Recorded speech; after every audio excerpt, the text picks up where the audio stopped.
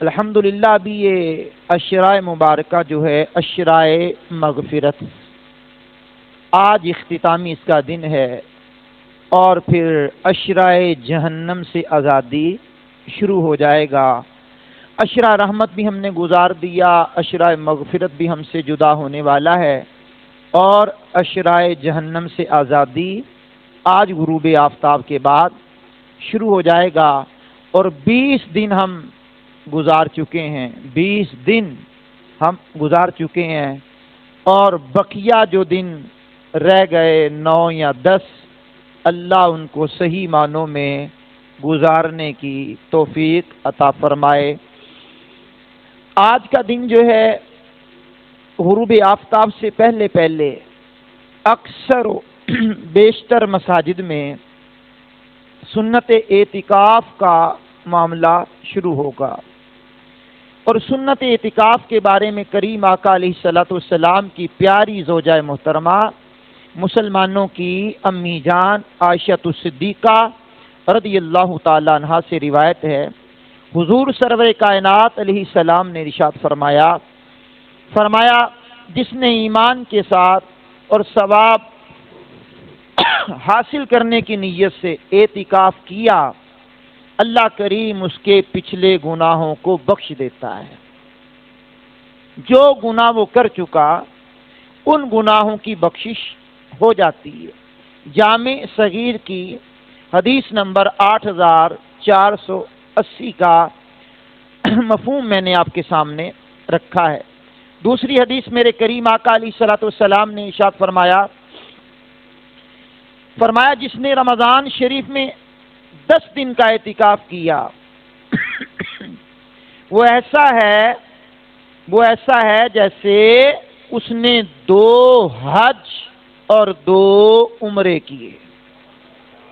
اللہ کا شکر ہے ہماری اس مرکزی جامع مسجد کے اندر ہر سال کی طرح اس سال بھی کثیر تعداد میں اسلامی بھائی سنت اعتکاف کی سعادت حاصل کریں گے۔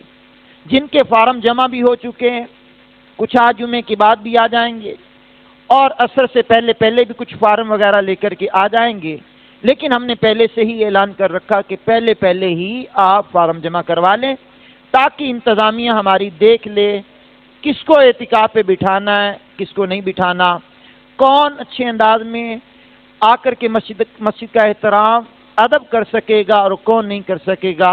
اس لیے ہم نے بارہا یہ اعلان کیا، اور آج بھی آپ کے سامنے اعلان کر رہے ہیں۔ خیر، نفلی اعتکاف کی بھی اپنی بہاریں ہیں۔ میرا آج کا جو موضوع ہے وہ ہے مولا علی کو دیکھنا عبادت ہے۔ سبحان اللہ۔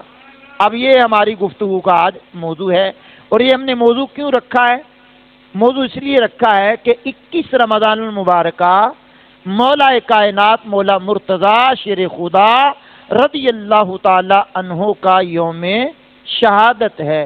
ہم اپنے اکابرین امت کو یاد رکھ کر کے، ان کو خراج پیش کر کے، ان کی تعریف کر کے، ان کے کارنامے بیان کر کے، ان کی عبادتوں کا ذکر کر کے، ان کے فضائل و مناقب کا ذکر کر کے ہم اپنے لیے باعث برکت اور باعث نزول رحمت کا سبب چاہتے ہیں کہ ان کے ذریعے اللہ ہمارے احوال کو بھی ٹھیک فرما دے۔ تو 21 رمضان المبارکہ کو مسلمانوں کے چوتھے خلیفۃ المسلمین، امام المشارق والمغارب، حلال المشکلات، مولا کائنات مولا مرتضیٰ رضی اللہ تعالیٰ عنہ کا یوم شہادت ہے، جس کے بارے میں سید اعلیٰ حضرت عظیم البرکت عظیم المرتبت الشاہ امام محمد رضا خان فاضل بریلوی علیہ رحمہ نے مشہور زمانہ سلام، مصطفیٰ جان رحمت پہ لاکھوں سلام، شمع بزم ہدایت پہ لاکھوں سلام، اس میں اس کائنات عالم کے بہترین شخص مولا المسلمین مولا علی کے بارے میں لکھا، مرتضیٰ شیر حق اشجع الاشجعین، ساقی شیر و شربت پہ لاکھوں سلام۔ اصل نسل وفا، اصل نسل صفا، اصل نسل صفا، وجہ وصل خدا، باب فضل ولایت پہ لاکھوں سلام۔ یہ مولا مرتضیٰ کی ذات پر بھی اعلیٰ حضرت نے سلام پیش کیا۔ اب آپ سماعت کریں گے، رسول کریم علیہ الصلوۃ والسلام نے ارشاد فرمایا، یہ معرفت الصحابہ کے اندر یہ حدیث موجود ہے، میرے کریم آقا رحیم آقا علیہ الصلوۃ والسلام نے ارشاد فرمایا، جس کو المستدرک للحاکم میں بھی بیان کیا گیا ہے۔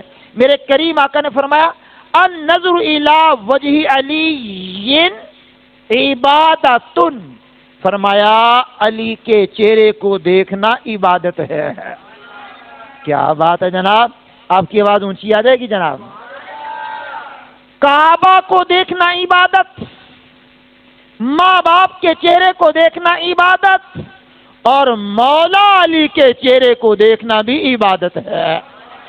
اب یہ عبادت کون کون کرتا رہا، کس کس انداز میں یہ عبادت ہوتی رہی، آپ سماعت کریں گے تو حضرت سیدنا ابو بکر صدیق عتیق رضی اللہ تعالیٰ عنہ، جو مسلمانوں کے پہلے خلیفہ ہیں، یہ امیر المومنین خلیفۃ المسلمین ابو بکر صدیق عتیق رضی اللہ تعالیٰ عنہ کی عادت مبارکہ تھی کہ آپ حضرت علی المرتضیٰ کرم اللہ تعالی وجہہ الکریم کو ٹک ٹکی باندھ کر دیکھا کرتے۔ اب ٹک ٹکی کیا ہوتی ہے؟ اب میں یوں کسی ایک بندے کی طرف توجہ کر لوں، آپ بقیہ کہیں گے جناب آپ انہی کی طرف توجہ کر رہے ہیں، تو یہ ہو گیا ٹک ٹکی باندھ کر کے دیکھتے رہتے مولا کائنات کو۔ اللہ اکبر۔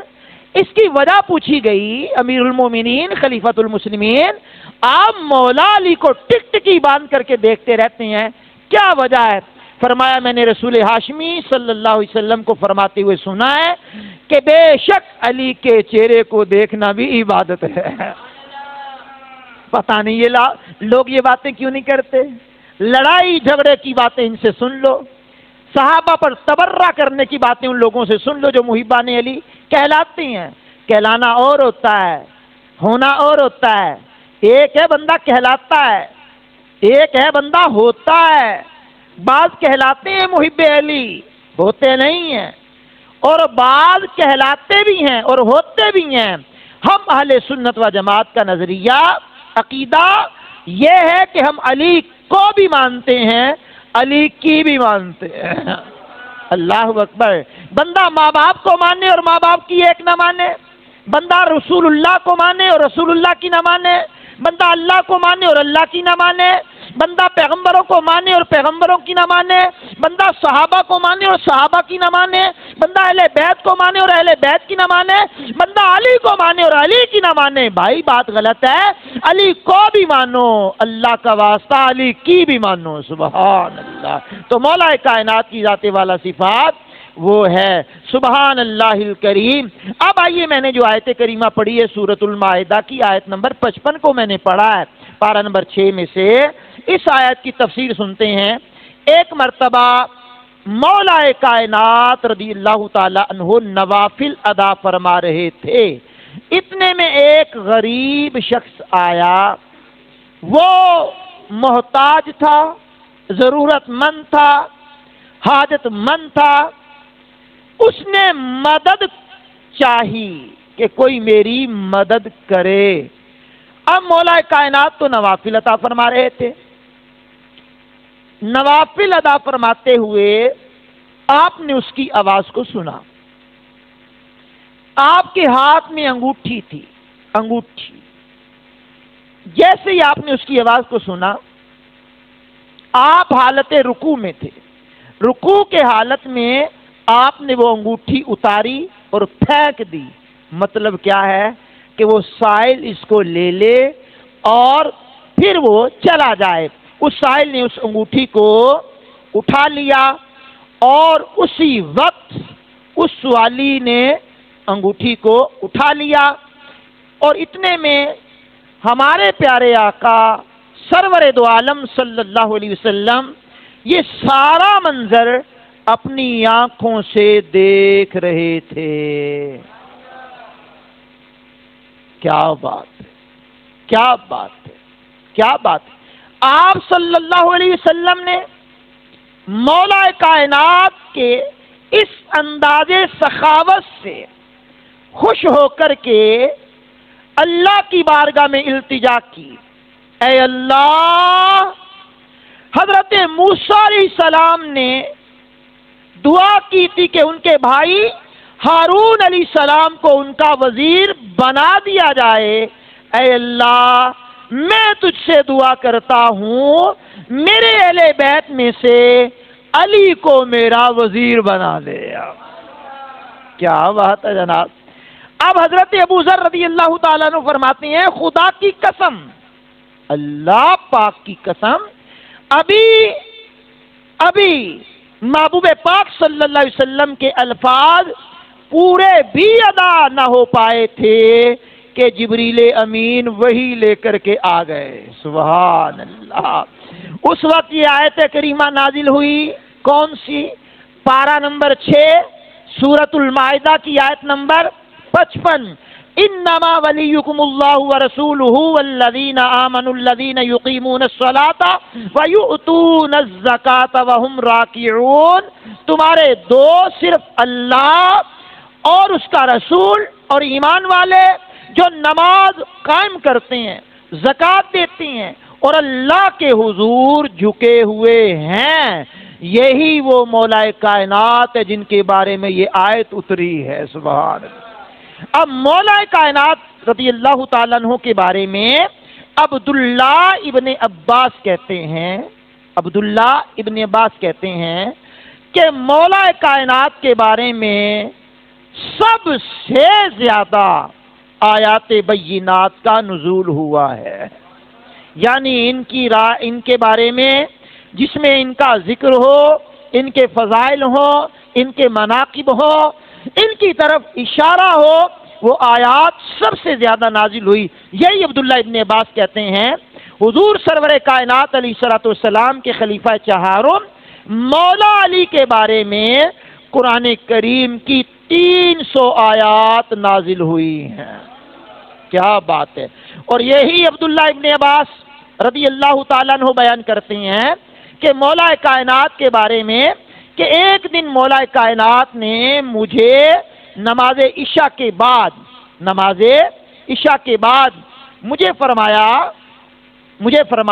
نماز عشاء ادا کرنے کے بعد فرمایا عبداللہ ٹھہر جاؤ، عبداللہ ٹھہر جاؤ۔ فرماتے میں ٹھہر گیا۔ جیسے ہی میں ٹھہرا نماز عشاء ہو گئی، نمازی گھروں کو چلے گئے۔ مولا کائنات نے فرمایا عبداللہ الحمدللہ کی تفسیر بیان کرو، الحمدللہ کی تفسیر بیان کرو۔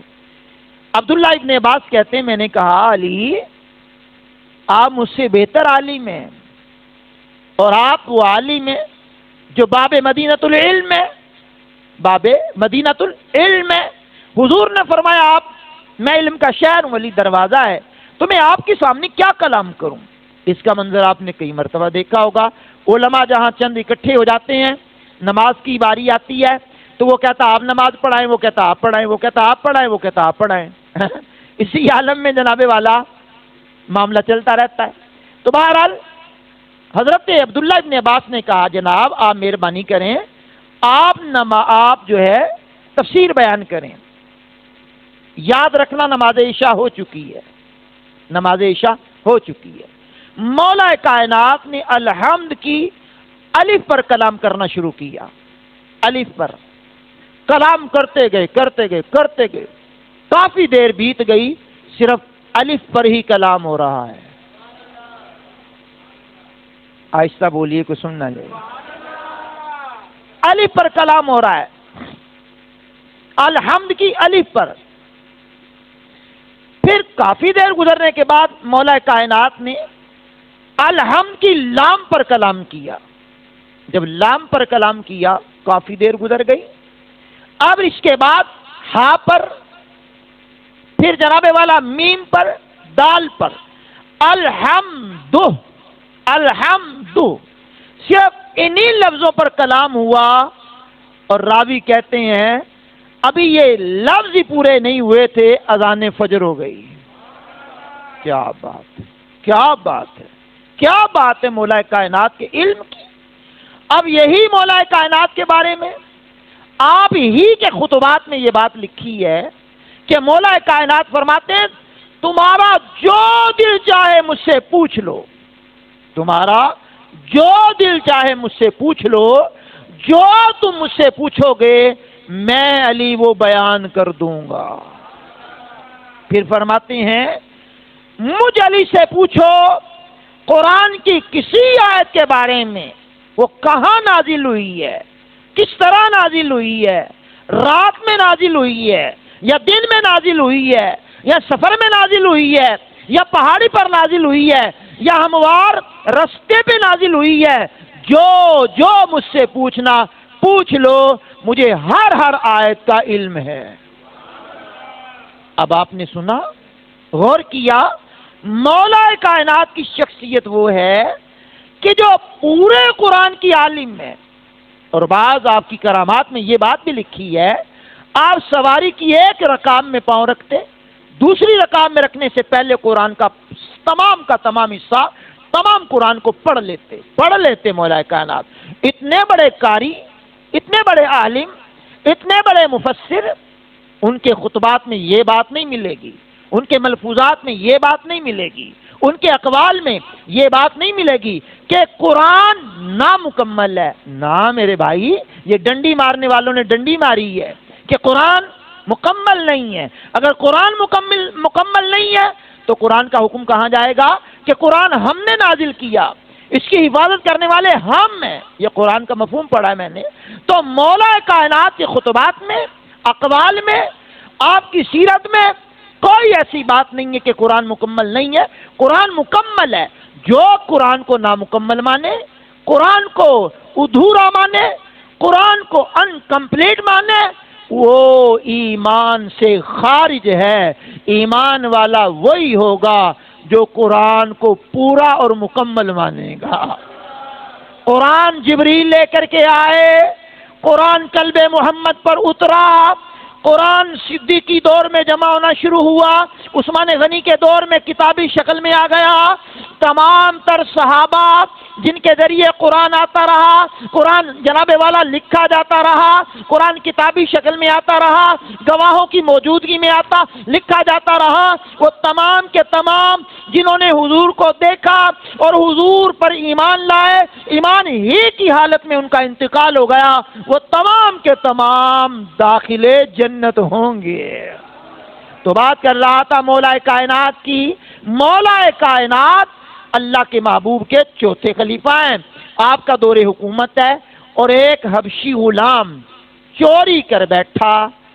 چوری کرنا جرم ہے، چوری کرنا گناہ ہے، چوری کرنا کبیرہ گناہ ہے، چوری کرنے والا بندہ جہنم میں جانے کا سبب پیدا کرتا ہے۔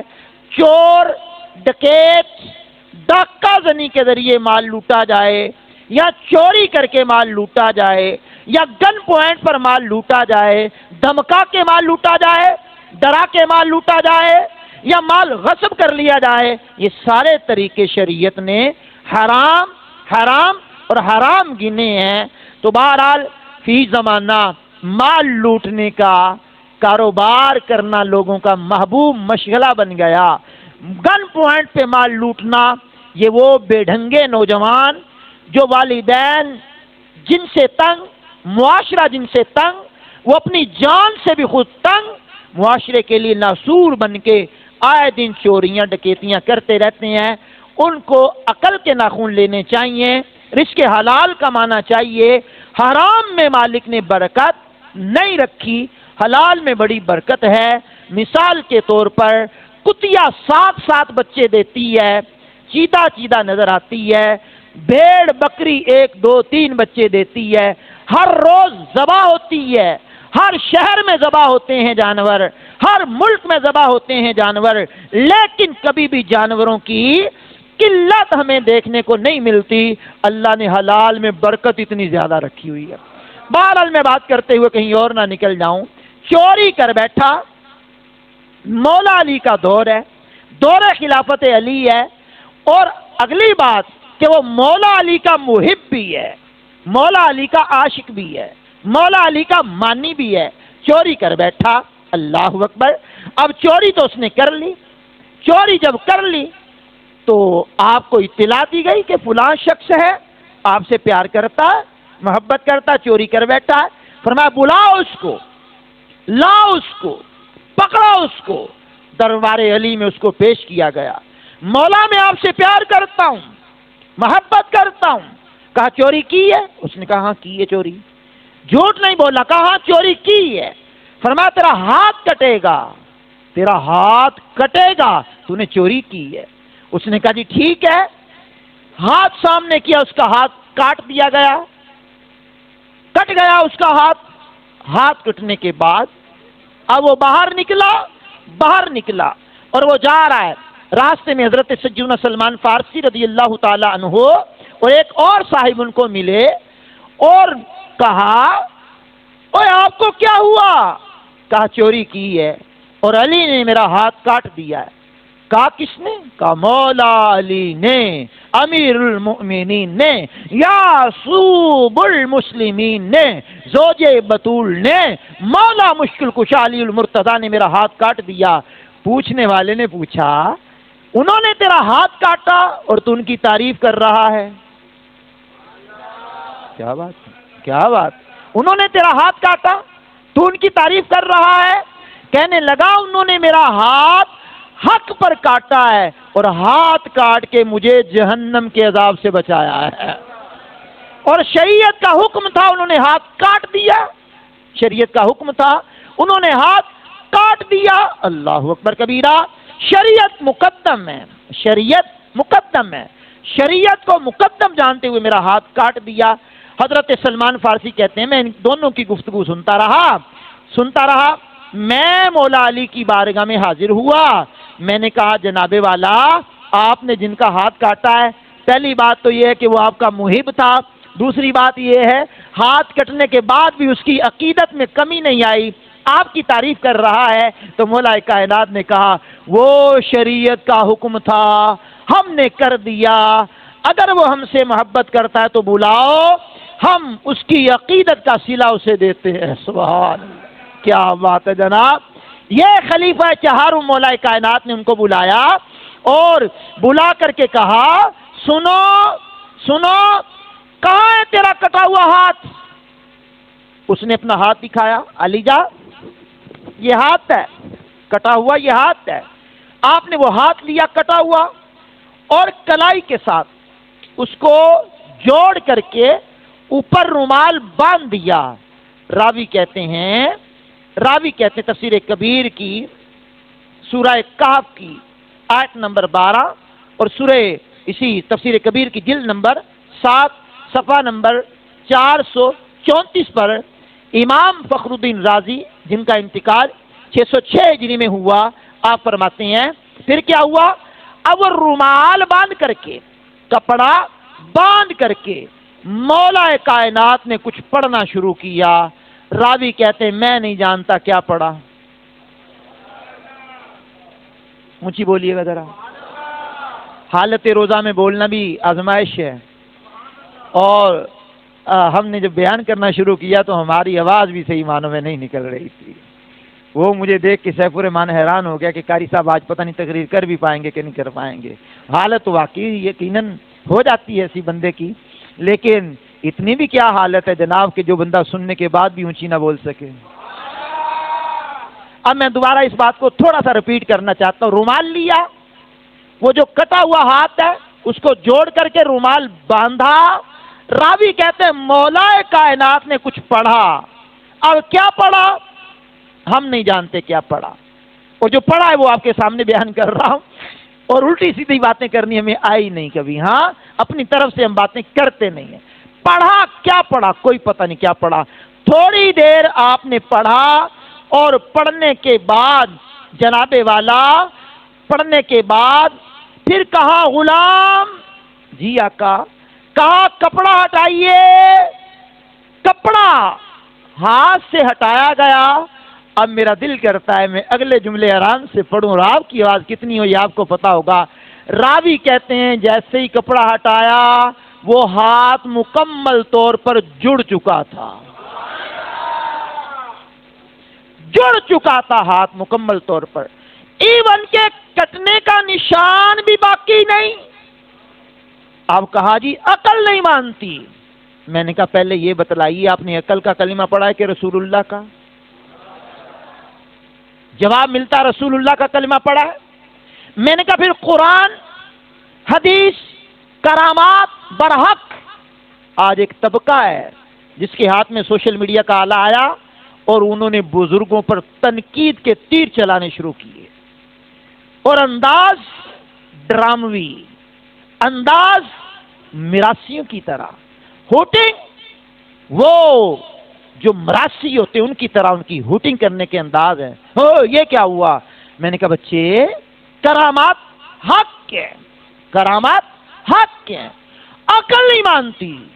میں نے کہا بھائی کئی میل دور لمبا چوڑا تخت بلقیس قرآن کہے انادی کبھی قبل ان یرتد الیک طرفک، آصف بن برخیہ سلیمان پیغمبر کے سامنے کہیں آپ آنکھ بند کریں، آپ آنکھ بند کریں پھر کھول لیں، تخت آپ کے سامنے ہوگا۔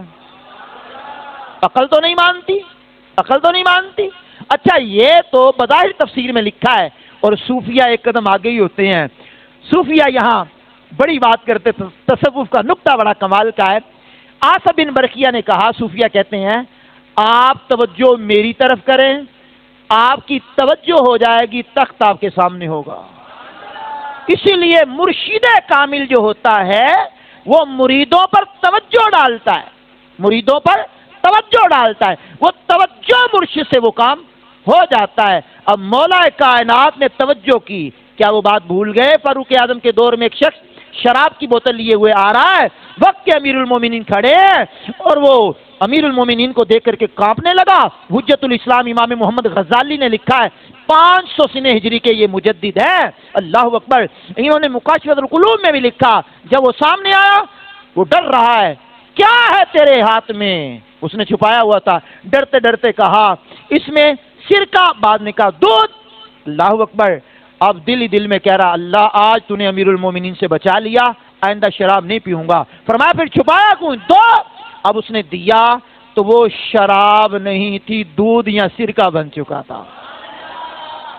اب عقل نہیں مانتی۔ میں نے کہا بھائی عقل کا علاج کیجئے، نہیں مانتی تو۔ حضرت مریم کے پاس فرشتہ آیا، اس نے کہا مریم آپ ڈرے نا، میں آپ کو بیٹا دینے آیا ہوں۔ بیٹے تو اللہ دیتا ہے، بیٹیاں اللہ دیتا ہے۔ اس نے کہا میں دینے آیا ہوں، آنا کے لفظ ہیں، بشر کے لفظ ہیں، انسانی شکل میں آیا، کہا میں بیٹا دے کر جاؤں گا۔ اس نے کہا مجھے کسی نے چھوا نہیں ہے، مجھے کسی کا ہاتھ نہیں لگا، میری شادی نہیں ہوئی، تو بیٹا کدھر سے دے گا؟ اس نے کہا میں دے کے ہی جاؤں گا۔ آہستہ بولیے کوئی سن نہ لے، میں دے کر جاؤں گا۔ اچھا اب قرآن میں ہے کہ اس فرشتے نے پھونک ماری، تفسیر میں ہے 3 مقام، آستین، گریبان، منہ میں پھونک ماری۔ عیسیٰ علیہ السلام حمل میں آ گئے۔ میں نے کہا بیٹے عقل مانتی ہے؟ اوئے ہوئے، تو ہم نے عقل کا تو کلمہ ہی نہیں پڑھا ہوا نا، ہم نے تو کلمہ رسول اللہ کا پڑھا ہوا ہے۔ بہرحال یہ کرامات اولیاء ہوتی ہیں، ان کا انکار نہیں کرنا چاہیے، یہ حق ہوتی ہیں، برحق ہوتی ہیں۔ انکار کرنے والا بندہ گمراہ ہوتا ہے، تو گمراہی سے بچنا چاہیے، سوشل میڈیا کے فتنوں سے بھی بچنا چاہیے، اپنے اکابرین امت کی تحقیقات پر عمل کرتے ہوئے قرآن و سنت کو سمجھنا چاہیے، اپنی اٹکل سے نہ قرآن سمجھنے کی کوشش کرنی چاہیے، نہ حدیث سمجھنے کی کوشش کرنی چاہیے، بزرگوں کے پیچھے پیچھے قرآن و حدیث کو سمجھنا چاہیے۔ اللہ مجھے آپ کو عمل کی توفیق سے مال کر دے۔ فطرے کے بارے میں ہم نے بار بھی پینافلیکس لگا دیا ہے، کشمش کے اعتبار سے دینا چاہیں، کھجور کے اعتبار سے دینا چاہیں، جوں کے اعتبار سے دینا چاہیں، اجوا کھجور کے اعتبار سے دینا چاہیں یا گندم کے اعتبار سے دینا چاہیں، تو آپ ضرور بالضرور ہمارے ادارے سے تعاون کیا کریں۔ ادارہ سامنے بھی بن رہا ہے، بیک پہ بھی چل رہا ہے، الحمدللہ بڑی تیزی سے تعمیرات کے کام چل رہے ہیں۔ اللہ نے چاہا تو بہت جلدی ہمیں یہ خوشخبری ملے گی کہ یہ ہمارے مدارس پایہ تکمیل تک پہنچ گئے ہیں۔ تو گندم کے اعتبار سے فطرہ کم از کم 240 روپے کا دارالافتاء اہل سنت کی طرف سے اعلان ہوا ہے کہ ہر مرد، عورت، جو صاحب نصاب ہے وہ فطرہ ضرور ادا کرے، 240 روپے کم از کم، اس سے زیادہ جتنے آپ عطا فرمانا چاہیں وہ بار پینافلیکس دیکھ لیں، اس میں ہر ایک کے مقدار بھی لکھی ہوئی ہے، یعنی کہ کتنی مقدار میں آپ نے پیسے دینے ہیں۔ وآخر دعوانا ان الحمد للہ رب العالمین۔